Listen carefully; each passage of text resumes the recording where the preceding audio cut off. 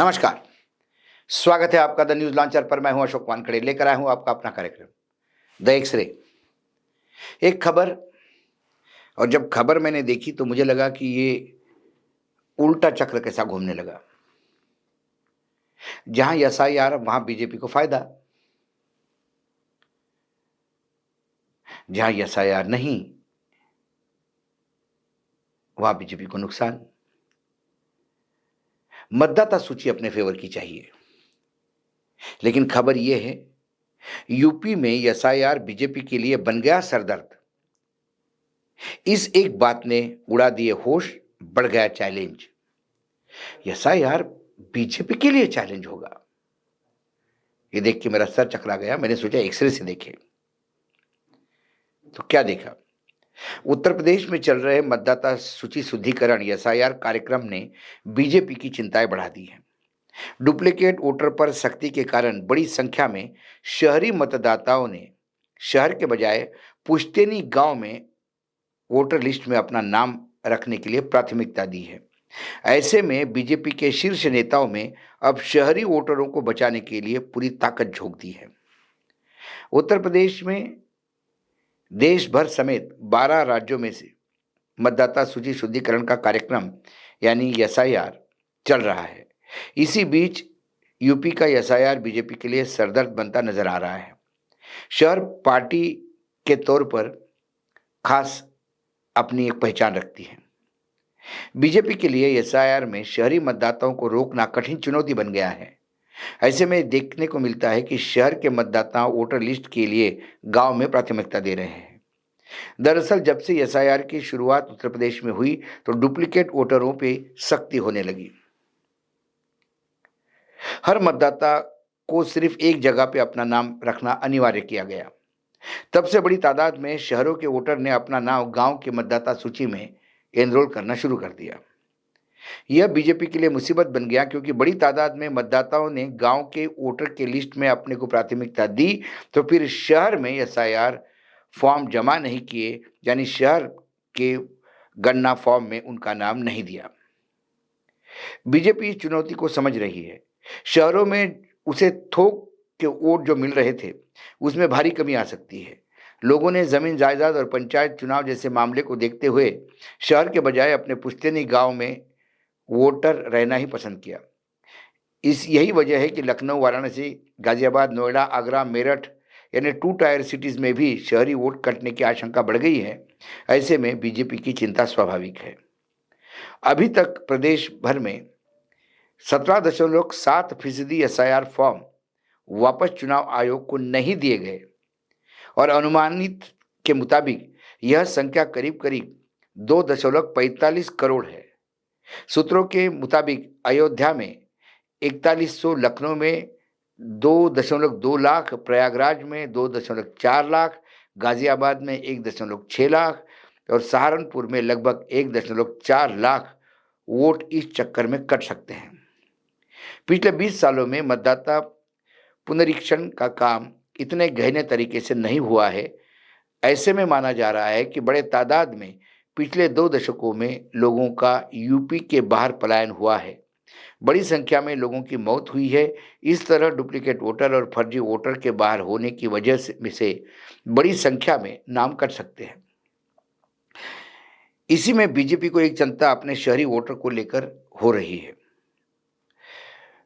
शहरी वोटर पुश्तैनी गांव में अपना मूल वोट रखने की ललक से भी परेशानी कर रही है, क्योंकि वोटर को ये लगता है कि गांव में ज़मीन है, जायदाद है, खेती है।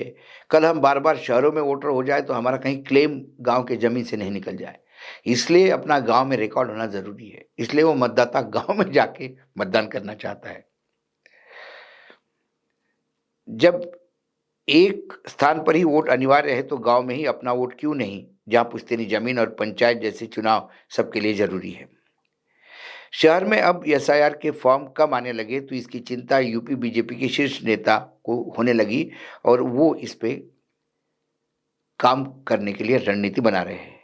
इसी वजह है कि मुख्यमंत्री योगी आदित्यनाथ ने दोनों उप मुख्यमंत्री और प्रदेश अध्यक्ष, संगठन महामंत्रियों ने सभी विधायक और सांसद, एमएलसी और सभी संगठन के पदाधिकारी को शहर वोटर को बचाने की मुहिम में लगा दिया है। इसकी स्ट्रांग मॉनिटरिंग हो रही है। बड़ी संख्या में गणना पत्र वापस आता नहीं देख चुनाव आयोग भी अब एसआईआर को 1 सप्ताह और बढ़ाने के संकेत दे रहा है, ताकि छूटे हुए वोटर किसी तरीके से अपना एसआईआर फॉर्म जमा कर सके। उत्तर प्रदेश में 15 से 18% वोटर्स करीब-करीब 2.45 करोड़ का एसआईआर फॉर्म का नहीं आना बीजेपी के लिए चिंता का सबब ज़रूरी है। अब जब इधर बीजेपी खुद एसआईआर में फंस गई है और जिस हिसाब से बार बार बात हो रही है कि आपको मतलब आप मतदाता है तो आपको गांव में होना ज़रूरी है, क्योंकि आपकी नागरिकता मतदाता होने से तय होती है। तो फिर आप जहाँ के हैं वहाँ से आगे पीछे उस प्रॉपर्टी का कल हो ऐसा होगा नहीं, लेकिन एक मन में डर है लोगों के, इसीलिए अपने गांव में ही ठीक है। तो ये जो फॉर्म नहीं आना, 2-2.5 करोड़ फॉर्म बहुत बड़ा मार्जिन है, बहुत बड़ा नंबर है। ये घुसपैठिया नहीं है, क्योंकि आज पूरे स्टोरी में कभी किसी ने घुसपैठियों की बात नहीं की। घुसपैठी ये एक सिर्फ पार्लियामेंट में बोलने की, पार्लियामेंट के बाहर बोलने की, विपक्ष को कोसने की एक शब्दावली बन गई है। घुसपैठी कहीं नहीं है, यही जो वोटर डुप्लीकेट है उसको डालने की कोशिश कर रहे हैं। इसी के बीच जब बीजेपी चिंतित है, समाजवादी पार्टी ने पूरी तरह से एसआईआर को अपने बीएलओ के साथ बीएलए भेज के पूरा टाइट मॉनिटरिंग किया है।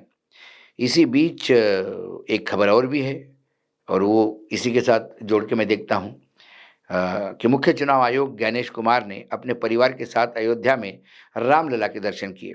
उन्होंने हनुमानगढ़ी मंदिर में बजरंगबली का आशीर्वाद भी लिया।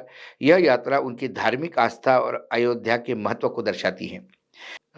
मुख्य चुनाव आयोग व्यक्तिगत यात्रा पे थे और सुबह लगभग 11 बजे जन्मभूमि परिसर में पहुँचे। फिर वहाँ ट्रस्ट के महासचिव चंपत राय ने स्वागत किया। उन्हें भूतल पर रामलला व प्रथम तल पर राम दरबार का दर्शन करवाया। साथ में उनके माता पिता, पत्नी और परिवार के सदस्य व चुनाव आयोग के कुछ अधिकारी भी साथ रहे। इन्हें विशेष प्रसाद दिया गया और बाकी जितने भी है इधर बाकी मंदिरों में भी वो गए। तो मुझे लगता है कि उत्तर प्रदेश को एक अलग महत्व है, और उत्तर प्रदेश कोई अधिकारी जाएगा तो रामलला के दर्शन तो करेगा, क्योंकि रामलला के दर्शन करने से एक तो आप दिल्ली के दरबार में भी, इस रामलला के दरबार जाने से दिल्ली के दरबार में भी आप अपनी सुनिश्चित कर लेते हैं कि भैया हम भी राम के दरबार में गए थे। कुल मिला के हम तो यही प्रार्थना करेंगे। इस तरह से मैंने जब देखा कि रामलला के मंदिर जाने के बाद विशेष प्रसाद उनको मिला, बस वहीं रामलला के दर्शन करने के बाद मुझे लगता है राम उन्हें उनके ज्ञान चक्षु खोल दे, राम उन्हें उतना बल दे कि वो इस देश के लोकतंत्र के लिए काम करने का प्रयास करेंगे, एक ट्रांसपेरेंसी जिसको कहते हैं, पारदर्शिता से काम करने का प्रयास करेंगे।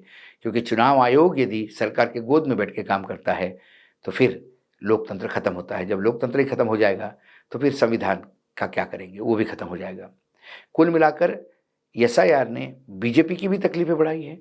बीजेपी ने भी सोचा नहीं था कि ये भी इम्पैक्ट उन पे होगा, क्योंकि एसआईआर में आप नहीं हो तो आप देश के नागरिक भी नहीं हो।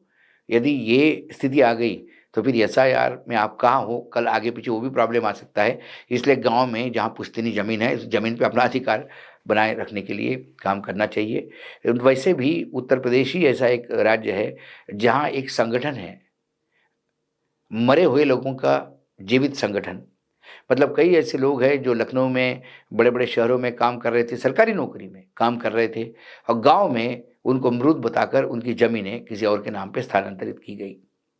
अब वो सारे लोग सामूहिक रूप से एक संगठन बनाया, मृत लोगों का संगठन है जो जीवित है, वो लड़ रहे हैं। जब ये सारी ऑलरेडी वहाँ हो रहा है, ऐसे में मतदाता सूची में गांव में रहे ज़्यादा रह सकते हैं। कम से कम हम कन्फर्म तो कर सकते हैं कि हम वहीं का मतदाता है, ये ज़मीन भी हमारी है और जायदाद भी हमारी है। मतदाता का डर अपनी जगह, लेकिन बीजेपी का डर